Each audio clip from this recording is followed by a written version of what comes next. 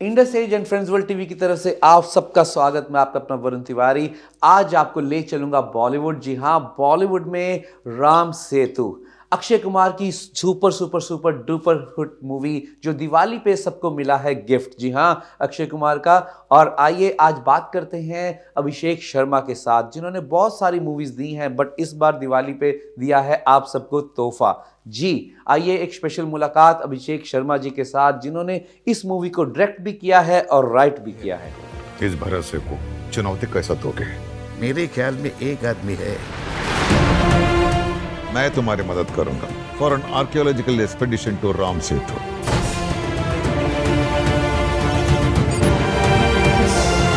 AP knows Ram Setu like back of hand.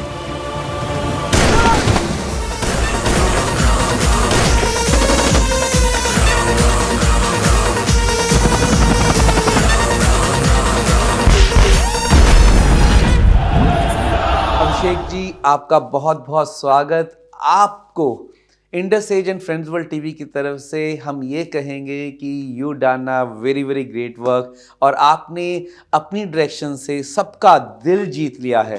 आपने इस movie को डायरेक्ट तो किया है और उसको राइट अप भी किया है, तो आपके जहन में ये कब आया? और थोड़ा सा इसको लेके सबको प्लीज अपना एक्सपीरियंस हमें बताएं। We are very excited for that. ये आइडिया तो 2007 में ही आ गया था, जब सेतु समुद्रम प्रोजेक्ट की बात हो रही थी। लेकिन वक्त नहीं मिला लिखने का।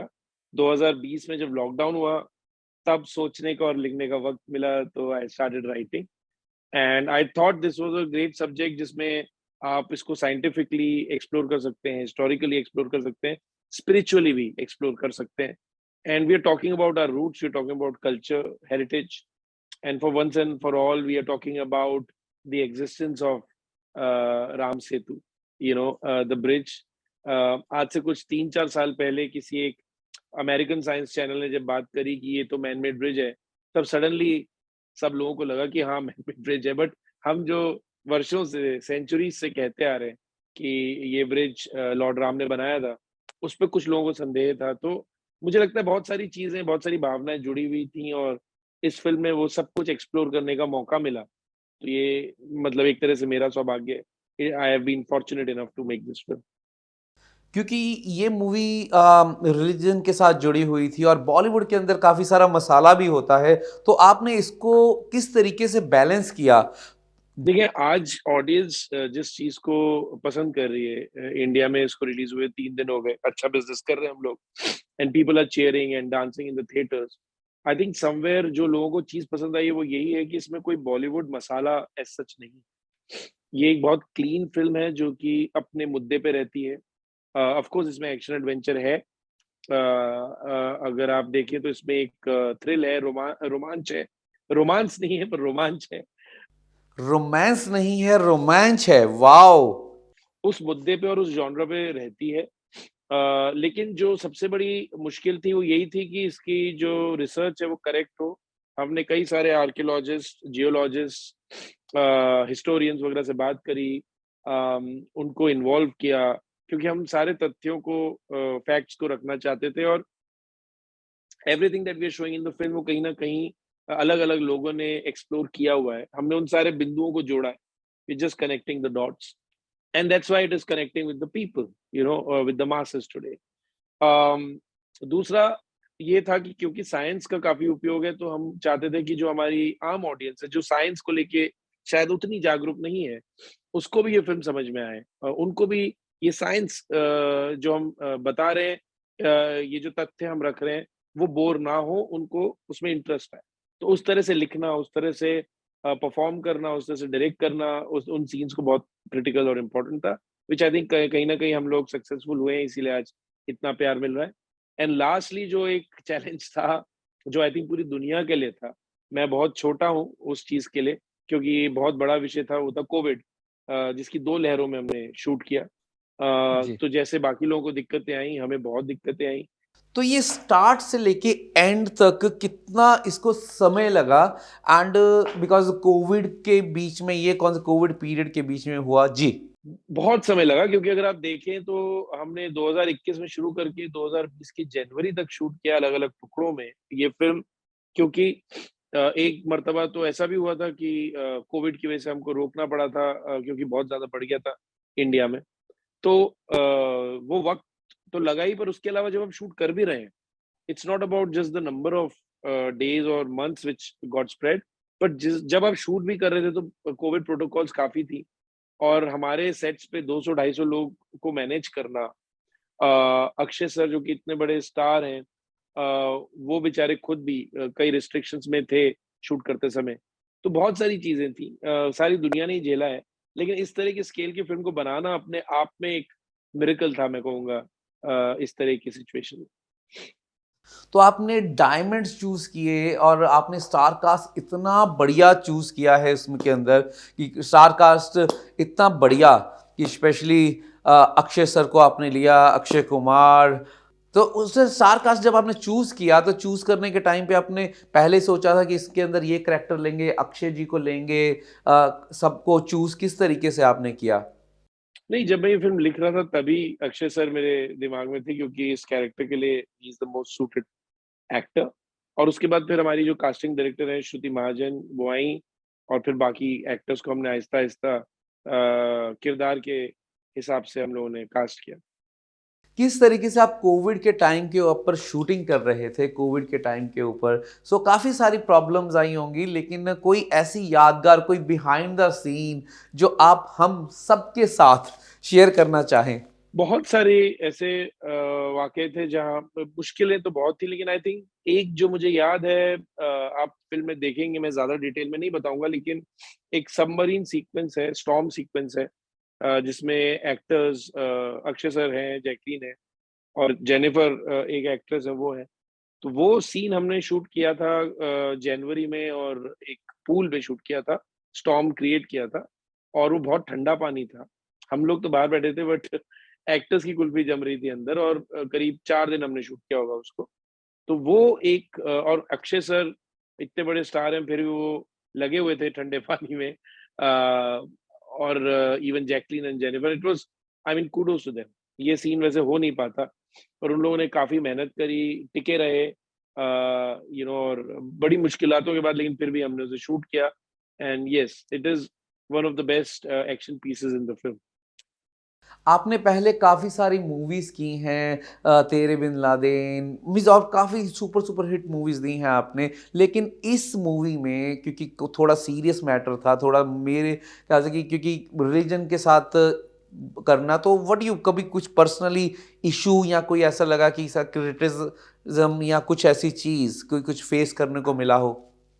देखिए, मुझे लगता है कि मैं क्रिटिसिज़्म के बारे में नहीं सोचता, बिकॉज़ फ़िल्में हम मासेस के लिए, ऑडियंस के लिए बनाते हैं, क्रिटिक्स के लिए नहीं बनाते हैं। हम हमारी सनातन संस्कृति को सेलिब्रेट कर रहे हैं, और उसमें कुछ गलत नहीं है। जी। मुझे नहीं लगता कि अगर कोई ऐसा सोचता है तो उनकी सोच नैरो हो सकती है। लेकिन जस्ट बिकॉज़ आप रामायण की बात करें, इसका मतलब ये नहीं है कि आप ह्यूमैनिटी से दूर हो जाते हैं। इनफैक्ट ह्यूमैनिटी का पर्याय है रामायण। जी। श्री राम को मर्यादा पुरुषोत्तम बोला जाता है। इनफैक्ट आज तो दुनिया भर में जो गुड वर्सेस इविल है, उसमें रामायण को ही याद किया जाता है। व्हाइट हाउस हो, चाहे वो ऑस्ट्रेलिया हो, लंदन हो, हर जगह रामायण सेलिब्रेट की जाती है। इंडोनेशिया, मलेशिया, हर जगह श्री राम एवरीवेयर। का अस्तित्व है। तो श्री राम तो सबके हैं, उसको just for somebody's critical perspective. So that is the main reason कि ये हम दिवाली के ऊपर आया और सबको दिवाली का तोहफा मिला है राम सेतु के साथ। ये तो एक्चुअली 2 साल पहले ही हम लोगों ने सोचा था कि दिवाली बेस्ट रहेगा, बिकॉज़ आप राम सेतु की बात कर रहे हैं, और रामायण की बात कर रहे हैं, तो ऑब्वियसली दिवाली से बेहतर कोई रिलीज़ डेट हो नहीं सकती, क्योंकि ये एक सबसे बड़ी ट्रिब्यूट है श्री राम को, कि आप दिवाली वाले दिन रिलीज़ करें।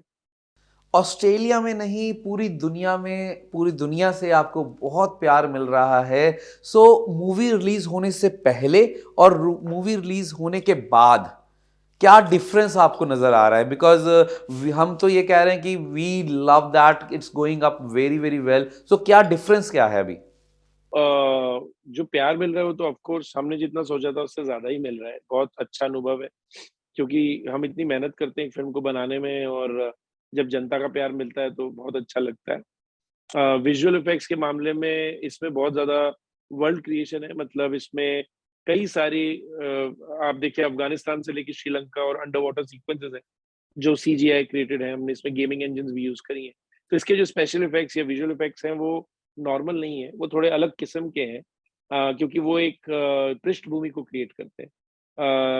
एक बैकग्राउंड क्रिएशन है जो कि नॉर्मल बैकग्राउंड क्रिएशन नहीं है, 3D वर्ल्ड क्रिएशन है।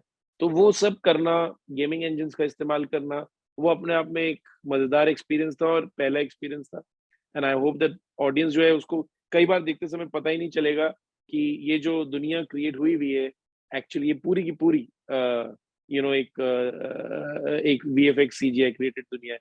इस पे ऑफ कोर्स थोड़ा और वक्त बीतने के बाद हम लोग और चर्चाएं करेंगे, थोड़े मटेरियल और बाहर लाएंगे, जिससे लोगों को समझ में आए प्रोसेस क्या था।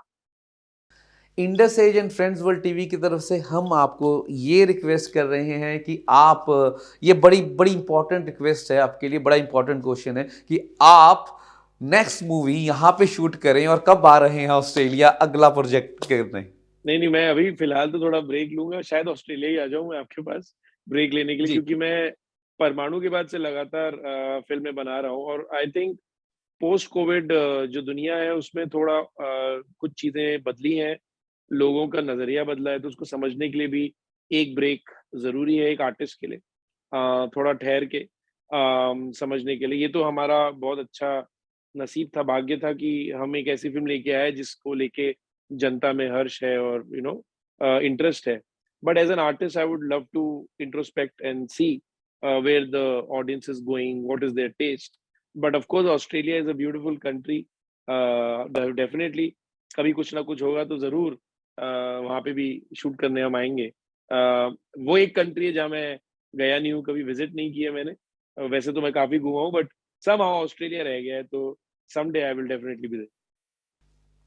Abhishek ji, please come to Australia and very very congratulations for this successful movie and we proud on you and we promise that कि अभी तक इन्होंने मूवी देख ली है और जिन्होंने नहीं देखी है हम उनको भी ये बताएंगे, प्लीज़ आइए और चलिए और मूवी देखिए दिवाली के ऊपर, क्योंकि अभी तो T20 का क्रिकेट फेस्टिवल का सीज़न चल रहा है और बीच में आपने ये बहुत ही बढ़िया उपहार दिया है हम सबको, ऑस्ट्रेलिया वासियों को, वर्ल्ड के, पूरी दुनिया के उन लोगों को जो बॉलीवुड के दीवाने हैं। And you done a great work in that and thank you and congratulation once again. Thank you sir. Thank you so much. Thank you.